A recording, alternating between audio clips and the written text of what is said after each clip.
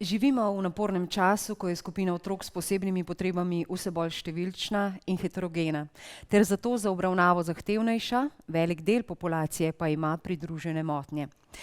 Takole začenja svoj predgovor k slovenski izdaji knjige Pomoč otrokom z avtizmom pri učenju prevajalka docentka doktorica Bojana Globačnik, ki je danes seveda z nami, je strokovnjakinja s področja specialne pedagogike, smeri logopedija, surdopedagogika in avtorica prevoda, kot sem že rekla, knjige Brine Sigl, ki jo danes predstavljamo. Sicer je doktorica Globačnikova trenutno še vedno poučuje na Pedagoški in filozofski fakulteti Univerze v Mariboru kot upokojena zunanja sodelavka, ste mi zapisali.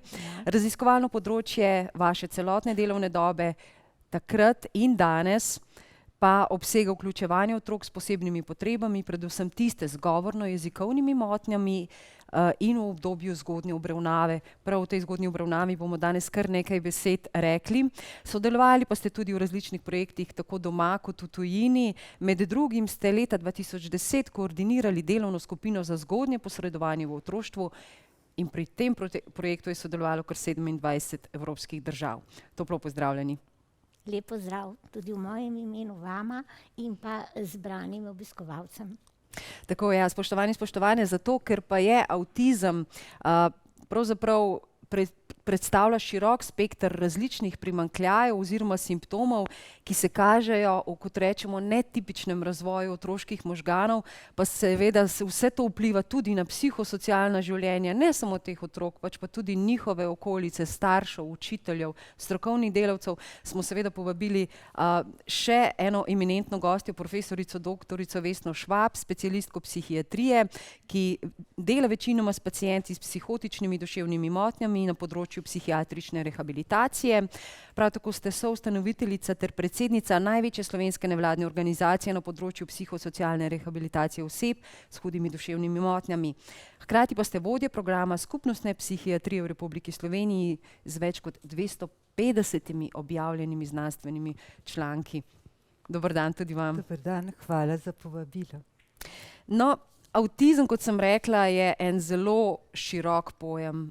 Vsak si, ko mimogrede sliši to besedo, predstavlja marsikaj. Ponavadi si predstavljamo otroke, ki so tako ali drugače neprilagojeni. In docentka doktorica Bojana Globačnik, kljub temu, da se je marsikaj spremenilo na področju obravnave, priznavanja, sprejemanja, prepoznavanja oseb s posebnimi potrebami v Sloveniji, v knjigi zapišete v svojem predgovoru, da je avtizem še vedno v Sloveniji tabu. Pa me zanima, na kakšen način ali v čem najbolj? Ja, tako bi rekla, morda je bilo preveč ozko mišljeno. Menim, da avtizem ni več tak tabu, kot je bil recimo pred 40 leti. Naprimer, sama sem dobila prvega otroka z avtizmom v šolo v takratnem Zavodu za gluhe 1982. Na Zavodu Janeza Levca pa je bil prvi oddelek za otroke, učence z avtizmom oblikovan 1986. Torej, če gledam, kako smo se takrat tega bali in kako danes po 40 letih pristopamo k temu, menim, da je Slovenija naredila velik napredek v osveščanju in prepoznavanju. Seveda pa to ne pomeni, da nimamo resnih težav v zagotavljanju sistema, ki bi podpiral te otroke in družine, tako v zgodnji obravnavi, potem pri umeščanju v šolski sistem in v podpornem zaposlovanju oziroma v bivalnih skupnostih. To je srčika problema in ga tudi dobro osvetljuje ta knjiga. Mogoče, če se na začetku še ustaviva malce pri terminologiji, avtistični otrok, to ni prava oznaka. So otroci z avtizmom, so otroci z motnjo avtističnega spektra in tako naprej. Kaj je tisto, kar je najbolj bistveno, da vemo pri terminologiji, tudi če nismo strokovnjaki, ne? Ker gre za neko spoštovanje določenega področja? Nedvomno. Moram tudi reči, da je na tem področju v Sloveniji kar velik napredek. Tudi državne inštitucije, javna uprava vse pogosteje uporablja izraz otrok z avtizmom.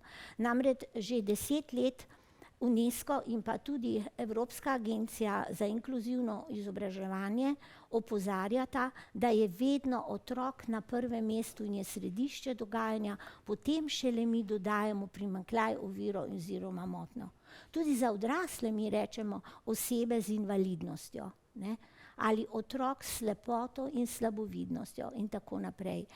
Tako da to izrazje avtističen, avtist ima neko negativno konotacijo in jaz tudi izkoriščam to priliko danes, da nekako zavestimo to, da tega ne uporabljamo, ne.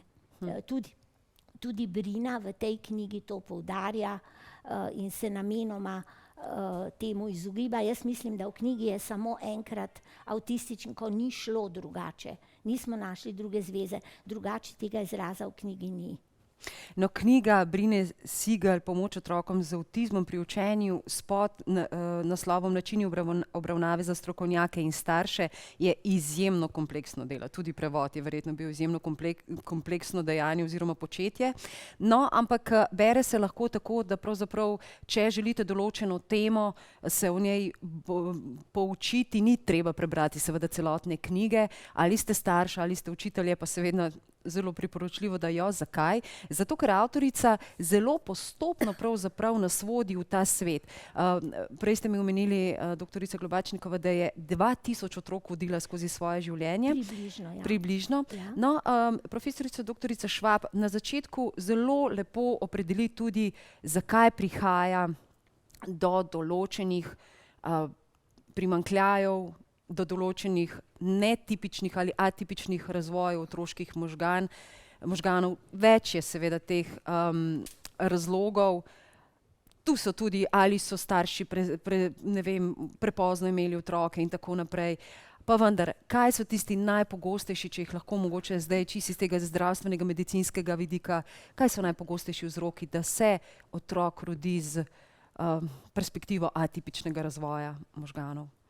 Jaz bom najprej začela z tem, kar je kolegica Globačnik povedala. To je treba pogledati v to črno brezno diskriminacije ljudi z težavami iz avtističnega spektra. Jaz strani psihiatra lahko rečem, da ko sem jaz začela delati, o tem sploh nismo govorili, ne. Vprašanje je, koliko ljudi v psihiatrični bolnici, kjer sem delala dolga leta, smo napačno diagnosticirali, zato ker sploh nismo pomislili, ne, da je šlo za avtizem, koliko smo jih napačno zdravili, pri kolikih smo poskušali z medicinskimi modeli obravnave, ki seveda pri teh motnjah niso uspešni ali pa nimajo sploh svojega mesta. Gre za izrazito za motnjo, ki je dostopna nekim psihološkim in pedagoškim oblikam obravnave. Skratka, zakaj nastane? Fantazirali smo vse mogoče. Takrat, ko smo slišali za avtizem, smo najprej pomislili na družino, na odnose v družini, se poskušali popravljati starše, ki so že tako dovolj trpeli zaradi tega, ker so imeli drugačnega otroka in s katerim so poskušali delati po svojih najboljših močeh, pa brez podpore stroke. In kaj ne rečem, da jaz mislim, da se je v preteklih letih, vsaj kar se moje kariere tiče, v tem obdobju nabralo veliko krivic za to skupino. Torej gre za izrazito nevrološko pogojeno motnjo, ki ima svojo biološko osnovo, torej nihče zelo neodvisno ali pa relativno neodvisno od družinske strukture, od družinske funkcije malo manj, ker se da, kot bo povedala docentka kasneje, veliko tega narediti na tem področju, vendar pa če pristopimo k obravnavi te motnje z nalaganjem krivde družini, naredimo lahko po mojem podobno kot pri drugih duševnih motnjah ogromno škodo. Tako da ja, jaz lahko samo ponižno rečem, da stroka ni dovolj naredila, tudi psihiatrična, ne na področju razumevanja in obvladovanja avtizma, in da je ta knjiga, ki ste je izdali, nekaj zelo pomembnega tudi za za specialiste in specializante psihiatrije, ki se bodo lahko poučili pravzaprav o naravi in poteku te motnje, pa o možnostih obvladovanja, ki še enkrat povem, ne, avtizem ni bolezen, ki bi bila dostopna medicinskemu modelu obravnave samo. Knjiga je izšla pri založbi Didakta, ki ima že desetletja tudi svojo revijo, ki se pravzaprav ukvarja prav z načini poučevanja, z metodami, z inovacijami in tako naprej. Če se zdaj, doktorica Globačnikova, malce zamejimo naše polje pogovora, namreč knjiga je tako kot tema, tako kompleksna in večplastna, da je nemogoče, da bi govorili seveda o vsem. Pa če se zdaj omejimo na učne primanjkljaje otroka, ki ima avtizem, ki so mu diagnosticirali katerokoli od različne diagnoze znotraj avtizma so, kaj je tisto ključno, oziroma če vprašam drugače, ob kakšnih simptomih najstarši začnejo razmišljati o tem, da morda se njihov otrok je rodil z avtizmom in da mogoče začnejo čim prej to tudi naslavljati, seveda, kot smo omenili, zgodnjo obravnavo. Torej, kaj so tisti osnovni simptomi, tudi po vaših izkušnjah, ker ste kar nekaj otrok spremljali v življenju? Ja, meni se zdi zelo pomembno, da je otrok tudi vključen v vrtec. In če navežem to na knjigo, je to predšolsko obdobje z simptomi od 2. leta naprej čudovito opisano in zelo dobro to prikaže, kako se otrok igra, kaj ga pritegne, kakšne igrače, kdaj teče stran od vrstnikov, kako sprejema vrstnike. En kup stvari je, ki so v knjigi o tem, mislim, da v 4. poglavju, zelo dobro opisani. Seveda pa Brina v tej knjigi dobro pove, da nikakor ni samo izostanek kazanja s prstom, kar smo včasih mislili, da je to nek osnovni znak, ali pa izostanek beblanja, da je to znak za avtizem. Ne? Ampak vsekakor bi pa posebej poudarila nesposobnost učenja posnemanja. Ne? Vsak otrok, recimo že pri 2 letih, potem od 2. leta kronološke starosti, nevrotipični otrok začne posnemati. In če boste vi, ali pa 2,5, če boste vi z omare, kot je primer, naložili vaše čevlje, tudi tiste z visoko peto, jih bo deklica ali pa tudi fantek poskusil in bo začel s tistimi čevlji hoditi. Ta otrok ne bo tega sposoben, on bo gledal sicer v noge, kaj se dogaja, ampak tega ne bo sposoben narediti. Ne? In v tem kontekstu, zdaj da ne bom predolga, je ona, avtorica te knjige, zagovornica razvojne inkluzije in pa heterogenih skupin predšolskih otrok in pa potem tudi v prvi triadi, da so otroci na enaki ali vsaj približno podobni razvojni fazi, da se lahko posnemajo. Ne? Ne? Na različnih področjih se raziskuje pravzaprav te simptome. Tako. In če se zdaj mogoče... No, to recimo, ne, to predlaga Brina razvojno inkluzijo, da oblikujemo te mešane skupine, starostno mešane skupine, ker poglejte, če je otrok star z avtizmom, nevroatipičen, 3 leta pa pol, in še, ali pa 4, in še vedno zlaga avtomobilčke v vrsto ali pa kocke v stolp, njegov vrstnik, nevrotipičen, pa je star 4 leta in se že igra domišljijsko igro in igro z vlogami in podobno, potem naš otrok z avtizmom ne more tega otroka posnemati in se torej od njega ne uči. To je ključno. To je tudi velik poudarek na razvojni inkluziji v tej knjigi, zelo lepo opisan, zelo lepo. Ne, to je to. Naj bi bili na isti ali vse podobni razvojni stopnji. No, profesorica, doktorica Švab, seveda je to povezano tudi z določenimi frustracijami v okolju tega otroka. Ne samo verjetno se tudi otrok na neki stopni, če ravno je otrok z avtizmom, ali otroci z avtizmom čutijo frustracije, ali so deležni, ne vem, glede na to, da zdaj bom zelo posplošila, ne, se ne odzivajo tako zelo čustveno, to še ne pomeni, da ne občutijo, ali kako je s tem, na kakšen, ne, ker je to seveda spet pomembno, kako komuniciramo s tem otrokom, kako izhajamo iz njega. Meni je tako najbolj čaroben del te knjige je bil zame ta govor o tem, kako pravzaprav hudo je za otroka, ker ne more odkomunicirati niti svojih potreb, niti svojih želja in ker je v bistvu ne samo, da ne more povedati, kaj rabi, ne more odkomunicirati na ustrezen način, podobno kot njegovi vrstniki, ampak da tudi trpi zaradi tega, ker ga ob vsem njegovem trudu nihče ne more razumeti. Ne. Zdaj ta komunikacijski problem je po mojem vir ogromne frustracije in v knjigi je lepo opisano, kako ti izbruhi jeze, kričanja, agresivnega vedenja pravzaprav sledijo ali pa so posledica te frustracije in da nimajo nič opraviti z trmo ali pa z nečem, kar si predstavljamo ponavadi pri otrocih, da veš, ker ne dobijo nekaj v trgovini,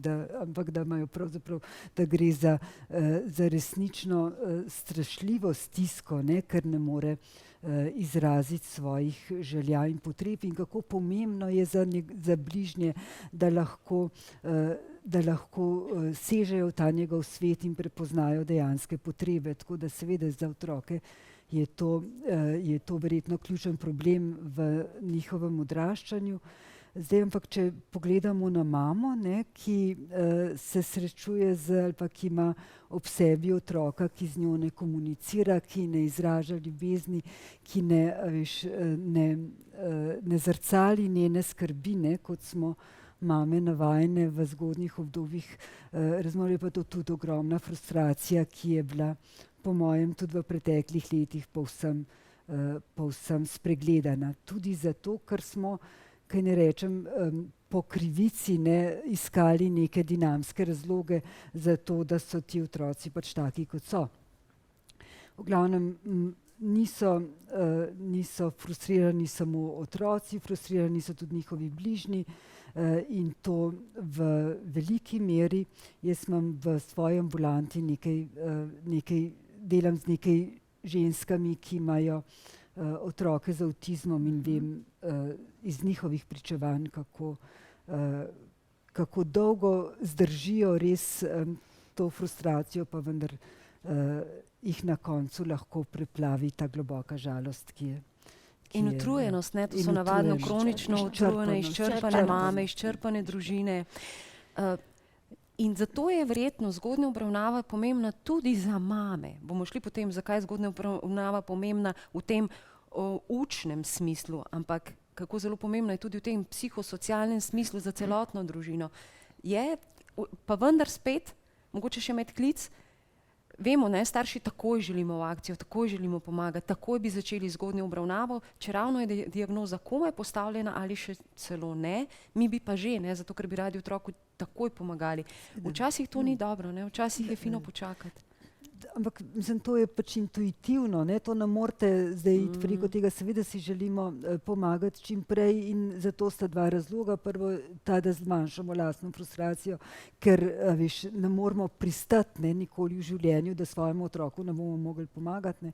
Drugo je pa seveda to, da so možgani plastični, možgani so do pozne starosti, se v našem centralnem živčnem sistemu, tudi v frontalnih delih možganov, ki so pomembni za kognicijo, vzpostavljajo nove povezave in raste možgansko tkivo, kaj šele v otroštvu.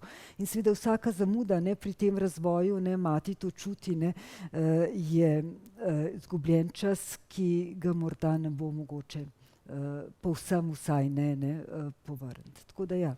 Torej razlogi za to, da je treba začeti čim prej, so zelo jasni. Eno je to, da seveda je to dobro za otroke. Drugo je pa to, da to potrebujejo matere in da je njihova potreba, kaj ne rečem, upravičena. Seveda so to tudi očetje in širša družina, Seveda, ne, ja. seveda je tu Babice. babice, gre tu lahko frustracija, pa hkrati tudi volja za pomoč širše, a ne. No, rekli ste dovolj zgodaj. Doktorica Globačnikova, kaj pomeni dovolj zgodaj, ko gre pa za Ja. učne procese, to se pravi Ja, za vstopanje, učenje, za ja. učenje, tako ja. Ja, to je zelo zanimivo vprašanje, ne, in tudi prakse, ki jih pač beremo v tej knjigi in tudi drugje, je, da v Ameriki na primer se to začne že na domu. To je bistvena razlika, da imajo programe, ki se izvajajo doma, potem se nadaljujejo v vrtcu in gredo naprej, ne. Sama sem imela veliko upanje, da ko smo sprejeli zakon o celostni zgodnji obravnavi najmlajših otrok s posebnimi potrebami, da bomo tudi postopoma začeli kakšne programe izvajati doma. Zaenkrat tega ni. Vendar težko je, veste, potem, ko pride otrok v šolo v vrtec pri 2 ali 3 letih, ga navaditi na ne vem koliko stvari in prepoznavati te primanjkljaje. Potem pride diagnoza zelo pozno, če smem reči. Zdaj, ne vem, leta 20 NIJZ navaja, da v Sloveniji dobi večina otrok dokončno diagnozo okrog 5. leta kronološke starosti in potem seveda ta otrok gre v šolo, kjer se učitelji v samem podpornem procesu znajdejo v velikih težavah, ne. Tako da ta knjiga dejansko navaja, če katera skupina res potrebuje zgodnjo obravnavo, so to ti nevroatipični otroci, da bi začeli res čim prej. Brina Sigl zagovarja poleg vseh teh praktičnih pristopov, ne, kot ste omenili prej, doktorica, ste rekli, ne, da tukaj medikamenti, seveda, ne, bolj je ta pristen stik in pravzaprav ta tudi pogovor, čeprav ne, mora biti spet verjetno, lepo opisuje, na kakšen način ta komunikacija je zelo specifična z otroki z avtizmom, z osebami z avtizmom nasploh. No, ampak avtorica zagovarja te hibridne pristope, to se pravi, veliko je učnih stilov znotraj pristopov. Kaj zdaj pomeni hibridni pristop za recimo konkretno v Sloveniji za nekega malčka? Vemo, da je pogosteje so fantki, imajo pogosteje, dečki imajo, ja, pogosteje avtizem kot deklice, čeravno so seveda tudi deklice z avtizmom v Sloveniji. No, ampak recimo, če je deček star 3 leta, kaj čisto konkretno, če pride neka mama v stiski in reče, jaz bi želela, da se ta otrok po njegovih zmožnostih najbolj maksimalno razvija. Kaj reči, na kakšen način usmeriti? Glejte, sigurno ni tukaj samo pedopsihiater ali pa specialno-rehabilitacijski pedagog ali logoped. Torej, diagnozo oziroma neko stanje postavljamo multidisciplinarno, ne. Doktrina pač navaja, da je potrebno otroka opazovati skozi nek proces vsaj 2 leti, da lahko dokončno rečemo, da gre za neko stanje, ne. In idealne metode ene same za te nevroatipične otroke, seveda, da je ni, ampak to je kombinacija različnih pristopov, ne.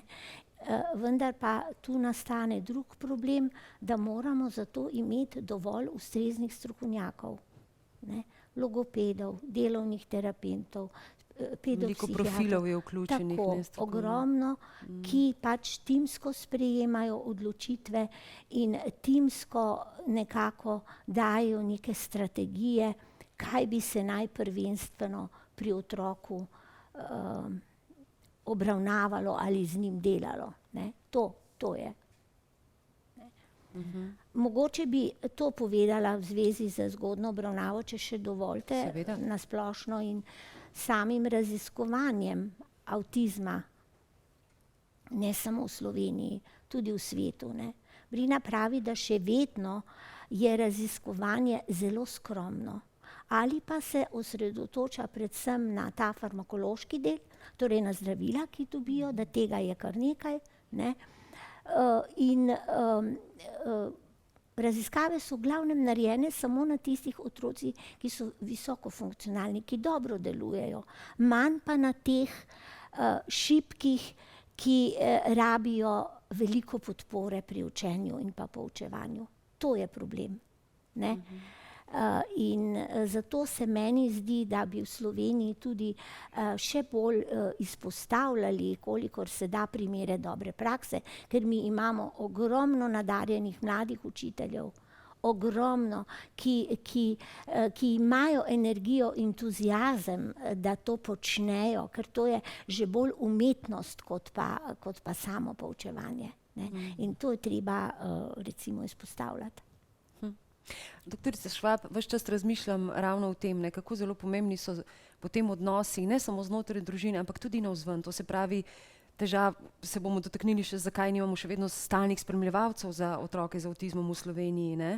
Ampak ravno to, kar je zdaj omenila doktorica Globačnikova, ta pristni stik z otrokom, ki ima avtizem. Kako zelo pomembno je, da ima otrok neko stalno osebo v svojem življenju.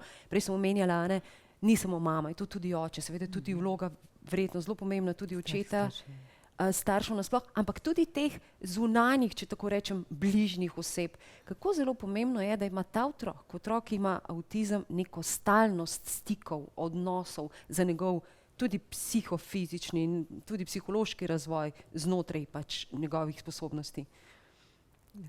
Kontinuiteta je na vsak način zelo pomembna za to skupino motenj, oprostite, tako rečem, ljudi z temi motnjami, ker je in je pravzaprav osnova za neko dobro terapevtsko delo. Seveda pa jaz tako gledam iz lastnih izkušenj, no, ko gledam še enkrat starše, no, otrok z avtizmom, ko rečem mama, mislim pravzaprav na odnos, a veste, na to, da gre za nekaj, kar zahteva angažma celotne osebnosti in kakorkoli že, ne, po teh začetnih, včasih zelo sofisticiranih diagnostičnih postopkih, ki prinesejo do enega izida, se pogosto zgodi, da te družine z otroki ostanejo same in morajo v relativno kratkem času usvojiti številna znanja, ki so deloma razložena v tej knjigi, deloma pa se jih učijo iz vseh mogočnih internetnih virov in pripomočkov.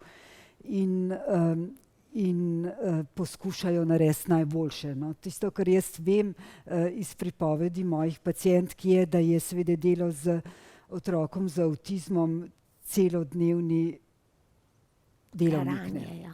To pomeni garanje in to vsakodnevno, celodnevno garanje. Potem so pri teh, in tako jaz mislim, da na enem nivoju je zagotavljanje nepretrgane skrbi za to skupino otrok in odraslih pravzaprav stvar sredstev, stvar financ. Torej sprašujem se, veš, kako zdrži, ne, mama, ki dela redno v neki službi, ne skrbi za recimo 2 otroka z avtizmom, odrasla, ki ima sta ogromne potrebe in s katerim na koncu zgodbe edino ona zna ravnati na način, da ne pride do hujših incidentov ali pa do kakšnih hujših težav ali poslabšanja stanja. Kako te ženske ne zdržijo ali pa očetje ali pa stare mame, se vseeno tudi, če so 3 skupaj, je navadno premalo za to, da bi lahko odgovorili na vse življenjske naloge. Torej, to so stanja, ne, ki vodijo do hude izčrpanosti. Niti ne, jaz ne vidim problema družin z avtizmom v tem, da bi se težko navezovali ali pa da bi bili odnosi za to skupino posebej izčrpujoči. Problem vidim v tem, da nimajo sredstev in govorim zelo konkretno o financah, o tem, da se je treba koga najeti, da je treba zagotoviti osebno asistenco vsak dan, da je treba državo prelisičiti za različne dodatke, ki jim načeloma niti ne grejo, da gre za, veš, finančno izčrpavanje velike skupine ljudi, ki vodi tudi v slabšo skrb, ne, za to populacijo in ima dolgoročne posledice. Da je posebej na področju, ne, avtističnih motenj, pa tudi na področju psihotičnih motenj, to je moje področje, je potrebno je potrebno narediti bistveno več, da podpremo družine, ki Na sistemski ravni, zagotavljajo. Torej pa ne samo osebna asistenca je ena niša, s katerimi pač Storitev. poskušamo, ampak tudi veste, osebnega asistenta morate za to skupino posebej usposobiti. To Tako, morajo tako, biti ljudje, ki morajo veliko znati in veliko vedeti in imeti tudi veliko izkušenj, da lahko upravljajo svojo asistenco tako, kot je treba. Torej, pomoč otroku z avtizmom je kakovosti pomoči odvisna od znanja človeka, ki to upravlja, in to ne more biti kar vsak ali pa tako kot danes izbiramo. Vprosti jemljem tvoje teme, ampak tako se mi zdi to očitno, a veš, da je treba tle narediti več. In pa seveda še enkrat, torej ta vprašanje pomoči družinam otrokov z avtizmom in družinam ljudi z psihotičnimi, kroničnimi, duševnimi motnjami, ali pa tudi, če hočete, tle še ena velika skupina svojcem ljudi z demenco, ki niso nastanjeni v nekih zavodih, da je treba tle narediti bistvene sistemske premike za to, da okrepimo to skupino skrbnikov. In če tega ne bomo naredili na nekem tudi zakonodajnem širšem nivoju, ne bomo šli drugače. Torej samo pripovedovati, kaj vse bi bilo treba, je premalo. Jaz ne vem, kako je v Ameriki, ampak se bojim, da so programi, ki jih ona opisuje, vsaj deloma plačljivi. Sprašujem vas, kje ena povprečna slovenska družina dobi denar za tako asistenco, kot je tle opisano. Ves čas ste prikimavali in vem, da so se netile misli, kar izvolite. Hvala lepa.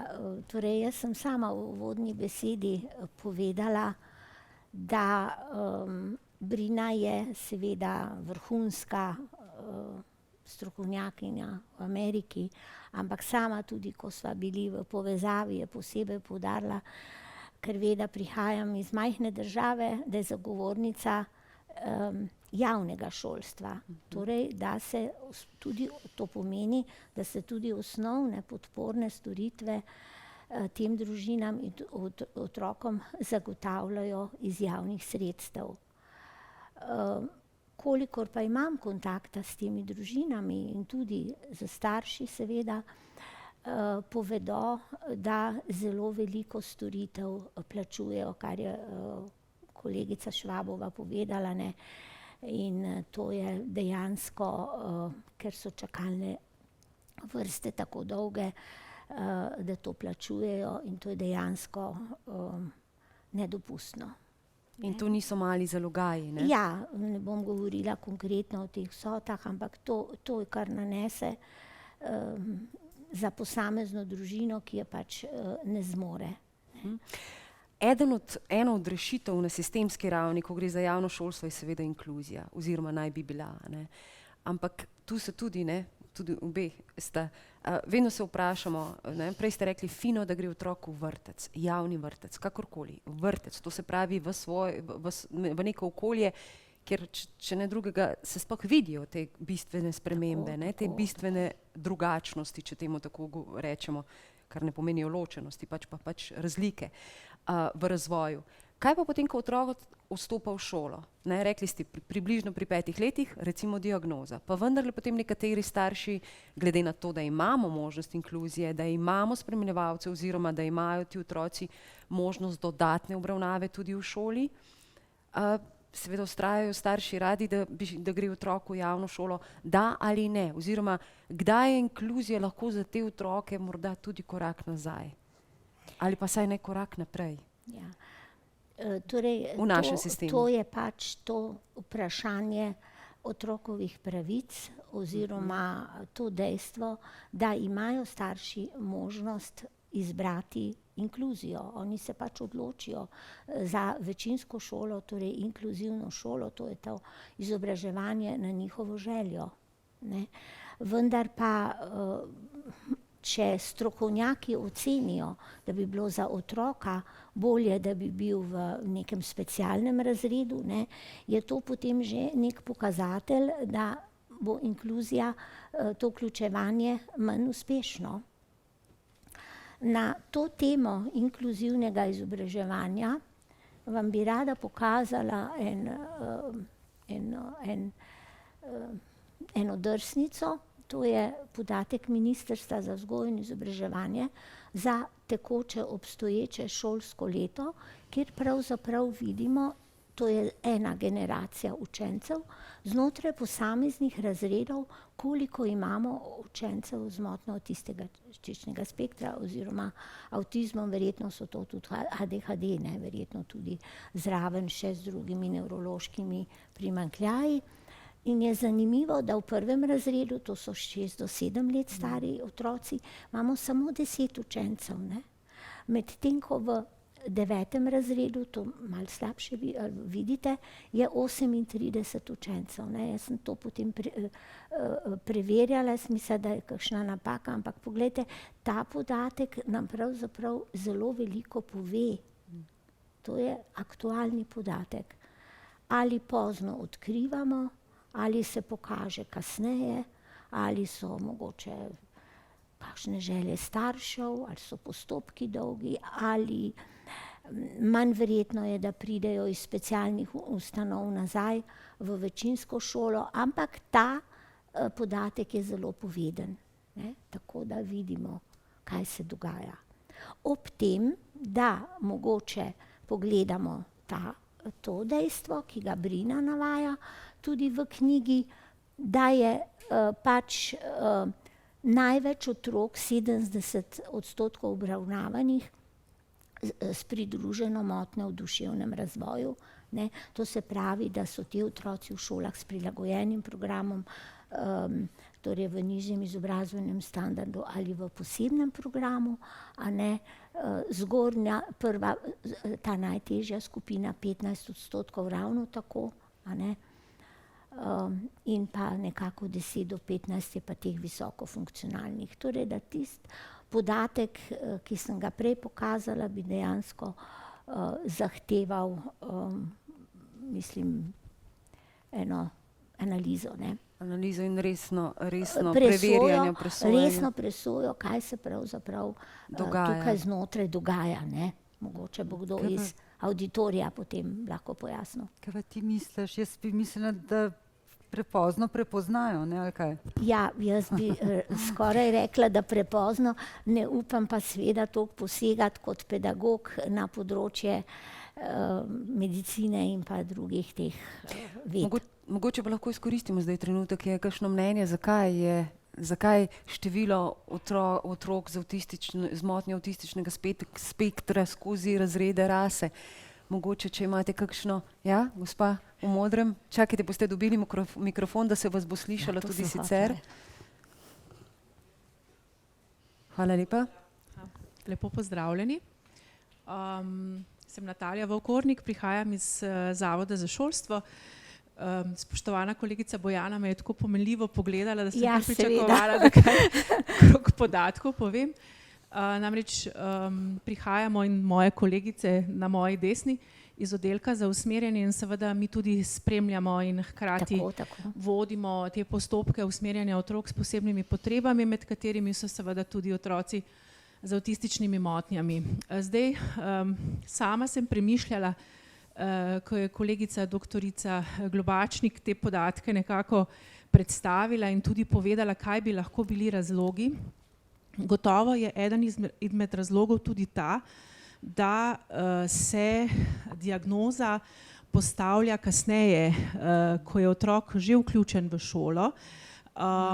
In tudi to, sicer kolegica pravi, da praviloma do 5 let starosti naj bi otroci to diagnozo vendarle pridobili.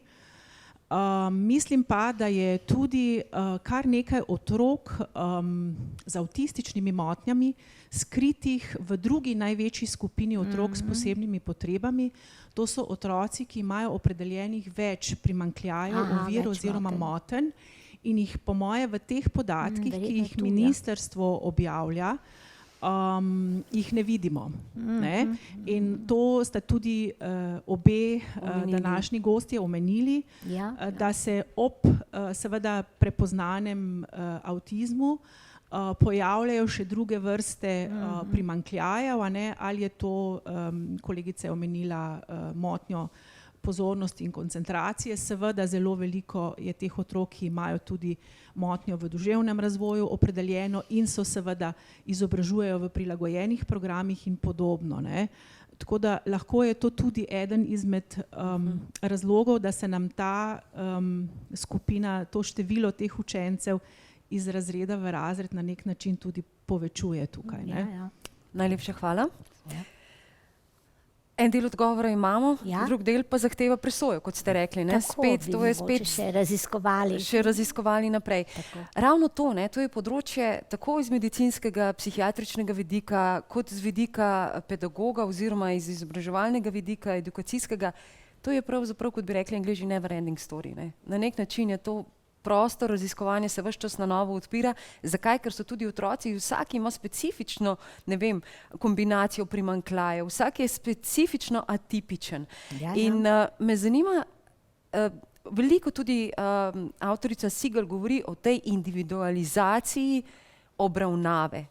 Ne, spet je to pogojeno z okoliščenimi pogoji, finančnimi stanji, pa vendarle.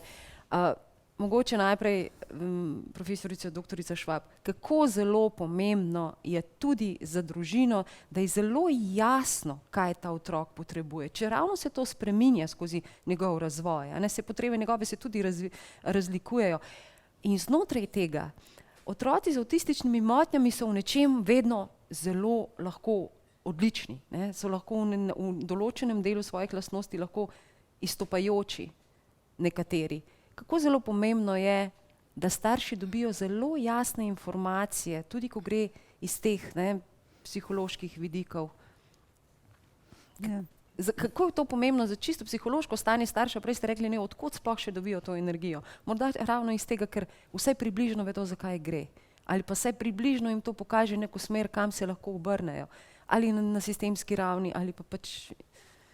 Ne? Pa se potem vrnemo k tej individualizaciji obravnave za konec. Temelj vsakega dela so ti rehabilitacijski principi, ne? Pravzaprav kjerkoli tudi verjetno, zdaj kolegica ve več o tem, ampak pri otrokih z avtizmom izhajate iz njihovih potencialov, ne?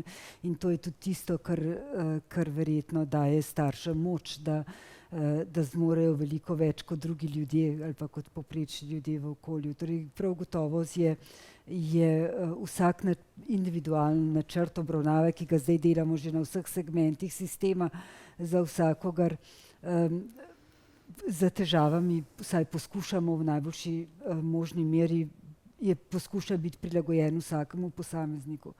Vendar pa je seveda dejansko sledenje individualnemu načrtu, prilagojenemu načrtu obravnave, še enkrat povem, odvisno od sredstev. Te niso samo finančna, o katerih sem govorila prej, ampak tudi kadrovska. Torej tisto, kar vidimo na vseh segmentih sistema, je to, da imamo premalo ljudi za vse mogoče, na vseh mogočih področjih duševnega zdravja. In tisto, kar razpravljamo z kolegicami, ki tudi sicer delajo na fakultetah, je to, da bomo morali vendarle ob tem pomanjkanju kadrov in virov, ne, pomoči, ki bi omogočali individualno prilagojen program obravnave za vsakega posebej, vendarle razmisliti o tem, koliko moči in potencialov imamo pa tudi v širših in naravnih skupnostih, ne. Torej jaz bom citirala enega svojega prijatelja, ki sicer nima otroka z avtizmom, ampak enega otroka z duševno manj razvitostjo, za katerega, ki zelo rad se vozi z biciklom, pa včasih iz tiste vasi, ki stanujejo, zaide malo predaleč, pa potem ne zna nazaj, ne. Zdaj on je povedal, da na tega otroka cela vas pazi, ne? A veš, da ne gre predaleč. In edino tako, če lahko, veš, angažirate res celo skupnost, ne, v neki pomoči tem družinam, ki imajo velike potrebe na različnih področjih, seveda lahko dosežete bistveno boljše uspehe. To je en srečen otrok, ki se ima dobro na tem biciklu, ne. Kakorkoli že, a veste, ne. Zdaj, to niso zelo specializirani pristopi. Niso posebej neke visoko pražne storitve. Marsikaj se da narediti tudi na ta način, da res širše angažiramo skupne moči, neke skupne samopomočne, rečemo, medsebojne človečnosti, vire medsebojne pomoči. Na številne potrebe tudi otrok in odraslih z avtizmom se odzivamo intuitivno, zato ker vemo, da je tako prav, da je to dobro, zato ker znamo začutiti potrebe tegale posebnega človeka v svoji bližini. Nekaj občutljivosti je treba, ki jo je po mojem treba razvijati tudi se grdo reče, v splošni populaciji, med drugim med ljudmi nasploh, in da zelo specializirani, zelo pristopi ne bodo prinesli vseh odgovorov, tudi zato, ker je očitno teh problemov, ker je težav veliko. Torej neko občutljivo za to, kaj rabimo ljudje drug od drugega, je treba v tej družbi razvijati. Ta mama, ki skrbi, ali pa oče, ali pa stara mama, ki skrbi za tega avtističnega otroka, potrebuje tudi sosedo, bom rekla, ki jo bo, ki bo prinesla kavo, pa ji za 5 minut ali pa pol ure popazila, pa ji dala možnost, da se jo vdahne. In ne morejo biti njeni lastni družinski viri edina pomoč, ker je dela preveč. Zdaj pa še za konec, docentka doktorica Bojana Globačnik, najprej seveda iskrene čestitke, da ste tako knjigo prevedli in dodali še en svoj utrip, svoje izkušnje. Ni slučaj, da je naslovnica zelena in da je večinoma zelena in da je na naslovnici narava. Menda imajo otroci z avtističnimi motnjami radi zeleno barvo, je res to? Ja, radi imajo zeleno barvo in radi imajo tudi naravo. In tu sem nekako sva se z gospodom Zamanom in pa tudi z urednikom smo našli ta skupni jezik, da damo to na naslovnico in pa na zadnji strani tudi obrazložitev, ne zadaj, ko odprete, čisto zadnji list, ko odprete, je iz knjige v prevodu gospe Klančar, Zakaj skačem. Torej se mi zdi tako povedno zajet in odnos do teh otrok in pa odnos do te narave. In mislim, da je to treba spoštovati in to gojiti, da jih to pomiri, da so sprejeti in tako, ne. Mogoče sem modelček. Zdi se mi, da je naša ljubezen do narave nekoliko drugačna kot pri vseh drugih. Domnevam, da se vas v naravi dotaknejo lepota dreves in cvetlic in takih reči. Za nas ljudi s posebnimi potrebami pa je narava tako pomembna kot naše lastno življenje. Kadar se mi ozremo v naravo, dobimo neke vrste dovoljenje, da smo živi na tem svetu. Takrat nam oživi vse telo in tako naprej. Mogoče zdaj še res pa čisto za konec. Knjiga je namenjena tako učiteljem, tako strokovnim delavcem različnih profilov, tako staršem. V čem je bistvena pridobitev, kar veliko smo že rekli, mogoče v enem stavku, in še to, kako naj jo berejo? Ja, najprej, kako naj se knjiga bere. Knjiga je strukturirana tako, to je novejši način pisanja, torej uporabna raziskava se to imenuje, kjer vsi napotki temeljijo na praktičnih in znanstvenih dognanjih. Prednost pa je ta, da lahko starš ali strokovnjak prebere samo tisto pokazalo, kar ga zanima. Mogoče se vam bo komu zdelo tudi, da se ponavljajo nekatere stvari, da so dolgočasne, ampak dejansko lahko preberete nekaj, sem to tudi prosila in so na ta način tudi to usvajale. V čem je pa prednost te knjige? Tu je veliko stvari, bi težko pravzaprav se odločila, ampak na prvo mesto bi dala, da je to nek osnovni, temeljni ali temeljno gradivo specialno-rehabilitacijske pedagogike nasploh. In to je pomembno in tega nam manjka. To je pod prvo. Pod drugo, da se vsebine te knjige v veliki meri oslanjajo na otroke in osebe z najtežjimi primanjkljaji, ovirami in motnjami, ki jih mi velikokrat prezremo. Tudi za tiste, ki so v VDC-jih, tiste, ki so v socialnih zavodih, lahko strokovnjaki dobijo ogromno idej, kako jih bojo obravnavali. In kot tretje, bi naj bila knjiga namenjena mladim ljudem, ob tem pomanjkanju kadra, kar je kolegica Švab povedala, ki prvič stopajo v vzgojno-izobraževalni sistem in se srečajo z otrokom z avtizmom. To so predvsem spremljevalci in pa varuhi, negovalci, ki jih zdaj kar precej uvajamo glede na našo populacijo.